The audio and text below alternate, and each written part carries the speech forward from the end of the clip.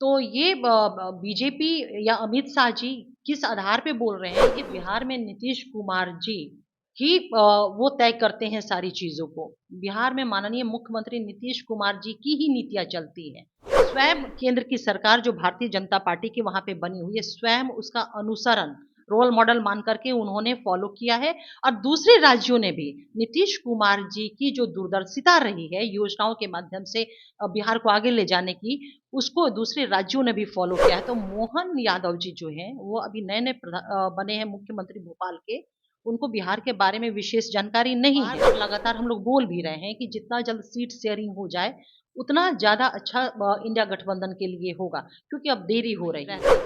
असामाजिक तत्व हर एक समाज में, हर एक राज्य में, हर एक प्रांतों में रहे हैं। ऐसा नहीं कि पेपर लीक का मामला दूसरे राज्यों में या अन्य प्रदेशों में नहीं होते रहे, लेकिन ये कह करके मैं यहाँ जो पेपर लीक हुए उसको मैं जस्टिफाई नहीं करूंगी, मैं उसे स्वीकार करती हूँ। मध्य प्रदेश के नए मुख्यमंत्री डॉक्टर मोहन यादव कल बिहार आए। बिहार आने के साथ ही बिहार के नेतृत्व पर सवाल उठा दिया। उन्होंने कहा कि बिहार के युवाओं में काफी क्षमता है, लेकिन आज बिहार लगातार पीछे जा रहा है। इसका वजह यह है क्योंकि यहाँ नेतृत्व की कमी है। यहाँ जो लोग अभी तक शासन करते आए हैं, वो सही ढंग से नेतृत्व नहीं दे पाए हैं, जिसके वजह से आज भी बिहार जो है बीमारू राज है। इसी मुद्दे पे बात करने के लिए हमारे साथ मौजूद है बिहार जेडीयू के प्रदेश प्रवक्ता अंजुम आरा जी। अंजुम जी, नए मुख्यमंत्री मोहन यादव कल बिहार दौरे पे थे। उन्होंने कहा कि बिहार में नेतृत्व की कमी है। बिहार के जो नेतृत्व करता है उन पे ही सवाल खड़ा कर दिया। क्या कहेंगे आप?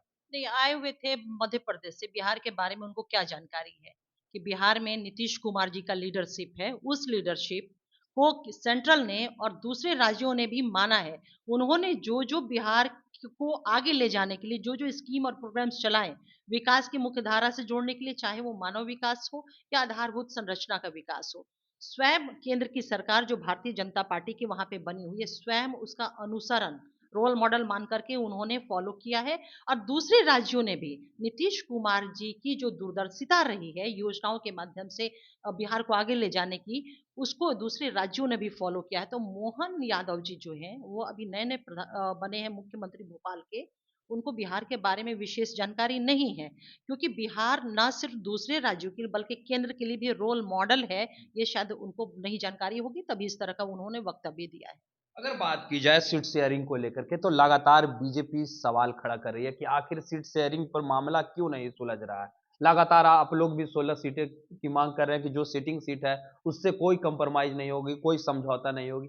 क्या लगता है कि सीट शेयरिंग पर बात बन जाएगी आप लोग? निश्चित रूप से देखिए, राजनीतिक जीवन हो, सामाजिक जीवन या हर व्यक्ति को वो आशावादी होता है, एक पॉजिटिव अपने जो काम करते हैं उसको लेकर के पॉजिटिव उसके एटीट्यूड रहते हैं, और हम लोग तो हाईली सकारात्मक सोच वाली हमारी पार्टी है, हमारे नेता हैं।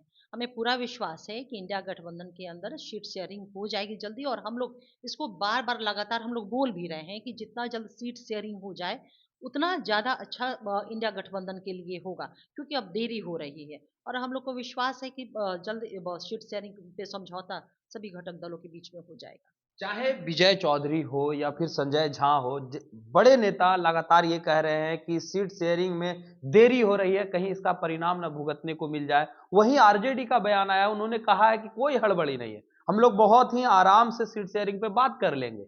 जो भाजपा के बड़े बड़े नेता ये कहते थे कि नीतीश के लिए दरवाजा भी बंद हो गया है, वो अमित शाह अब ये कहने लगे हैं कि अगर नीतीश आते हैं तो विचार करने वाली बात होगी, विचार करने पड़ेंगे। आखिर क्या लगता है, फिर से एनडीए का दरवाजा खुल सकता है?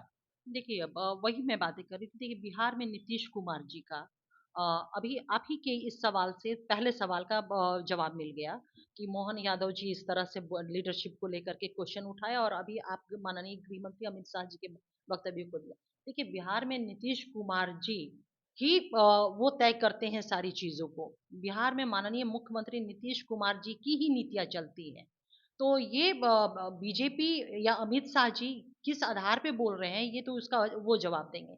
लेकिन ये बात तो तय है कि बिहार में डेवलपमेंट और ग्रोथ के लिए नीतीश कुमार जी का ही वजूद जो है सभी को स्वीकार्य है, चाहे हम एनडीए के साथ रहे हों, चाहे हम महागठबंधन के साथ रहे हों।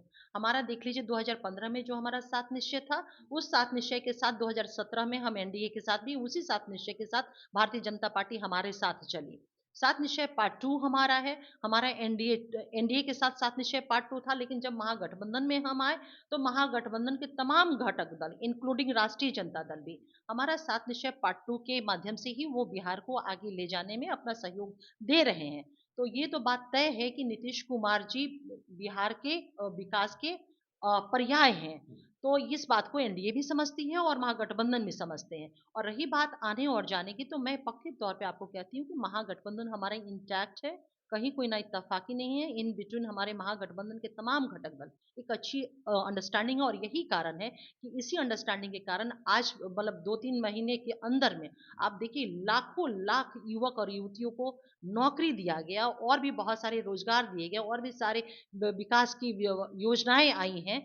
तो ना इत्तेफाकी जैसी कोई चीज नहीं। तो हम मजबूती के साथ महागठबंधन में हैं, और हम विकास का काम बिहार को विकसित बिहार बनाने के लिए कर रहे हैं। अब एनडीए के जो भी नेता इस बात को कर रहे हैं, तो इसका जवाब वो दे पाए कि उनके इस वक्तव्य का आधार क्या है। आपने रोजगार की बात की कि 2 लाख से अधिक युवाओं को रोजगार एक विभाग से दिया गया।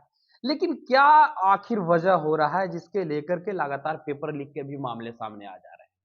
पहले तो आप बीएसएससी का देख लीजिए, दूसरा कि सिपाही भर्ती प्रक्रिया का जो परीक्षा हुआ उसका भी पेपर लीक का मामला सामने आ गया। बीपीएससी टीआरई 2 में अभ्यर्थी एग्जाम दे दिए, उस बीच में ही नोटिफिकेशन में बदलाव करना पड़ गया।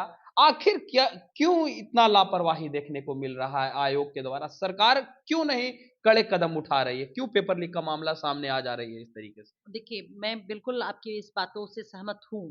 लेकिन मैं एक बात कहना चाहती हूँ कि आप कह रहे हैं कि सरकार लापरवाही, अगर सरकार की लापरवाही रहती, तो असामाजिक तत्व हर एक समाज में, हर एक राज्य में, हर एक प्रांतों में रहे हैं। ऐसा नहीं कि पेपर लीक का मामला दूसरे राज्यों में या अन्य प्रदेशों में नहीं होते रहे। लेकिन ये कह करके मैं यहाँ जो पेपर लीक हुए उसको मैं जस्टिफाई नहीं करूँगी, मैं उसे स्वीकार करती हूँ। लेकिन एक हमारे लिए ये भी एक देखना होगा कि जिन असामाजिक तत्वों ने ये दुस्साहस किया, सरकार की मुस्तैदी का ये परिणाम है कि वो सारी चीजें वो प्रकाश में आई, उनके खिलाफ कार्रवाई हुई, गिरफ्तारियां हुई, एग्जामिनेशन कैंसिल हुए, फिर से री एग्जामिनेशन हुए हैं।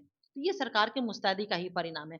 और हमारी सरकार बहुत ही सख्त है और प्रॉम्प्ट है ऐसे असामाजिक तत्वों के जो इस तरह का इलीगल वर्क करते हैं, छात्रों के भविष्य के साथ खिलवाड़ करते हैं। क्योंकि ऐसी घटनाएं होती है तो फिर एग्जाम डिले होता है, एग्जाम टलता है, फिर एक नए प्रोग्राम्स आते हैं, तो एक लंबा समय हो जाता है।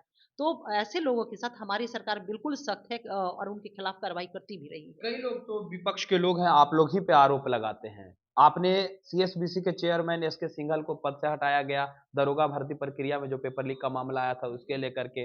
लगातार अभ्यर्थी ये कह रहे हैं कि आखिर पेपर लीक कैसे हो जा रहा है, जब हम लोग को ना ओए मार्कशीट दिया जाता है, ना कार्बन कॉपी दिया जाता है, तो फिर पेपर लीक कैसे हो जाते हैं? और पेपर लीक होते हैं तो एक पदाधिकारी को हटाने से या सस्पेंड करने से क्या लगता है कि पूरा जो सिस्टम है वो सही हो जाएगा? नहीं, तो प्रयास तो सरकार कर रही है। ये बहुत बड़ी बात है ना कि अपने ही पदाधिकारी को सस्पेंड करना, अपने ही पदाधिकारी को पनिशमेंट करना, अगर ये बातें आगे प्रकाश में कि इनका कहीं रोल है तो ये बहुत बड़ी बात है। हम अपनी गलतियों को कहीं से भी कवर अप नहीं करते हैं। अगर गलतियां हुई हैं, अगर किसी ने, चाहे वो बड़े पदाधिकारी हो, छोटे पदाधिकारी हो, या कोई भी हो, हमारी सरकार किसी भी गुनाहगार को, वो किसी भी स्तर पे वो गुनाह करे, हमारी सरकार बख्शती नहीं है। इसका सबसे बड़ा प्रमाण है कि सिंघल को सस्पेंड किया गया। जी। ये थे हमारे साथ बिहार जेडीयू के प्रदेश प्रवक्ता अंजुम आरा जी, जिन्होंने सीधे तौर पे कहा कि नीतीश कुमार के कार्यशैली अगर देखने हैं तो ये बीजेपी के लोग भली भांति जानते हैं। मोहन यादव मध्य प्रदेश से आए हैं, इसीलिए उन्हें बिहार के बारे में कुछ नहीं पता है और बिहार के नेतृत्वकर्ता के बारे में कुछ नहीं पता है। क्योंकि अगर जानना है तो अमित शाह के बयान को भी देख लिया जाए कि अमित शाह आज भी ये कह रहे हैं कि अगर नीतीश कुमार एनडीए में शामिल होते हैं तो विचार करेंगे कि आखिर एनडीए में शामिल किया जाए या नहीं किया जाए। यही काफ़ी है कि आज भी लोग मानते हैं कि नीतीश कुमार में नेतृत्व करने की क्षमता जो है। इस तरह के तमाम अपडेट के लिए देखते रहें मीडिया दर्पण। धन्यवाद।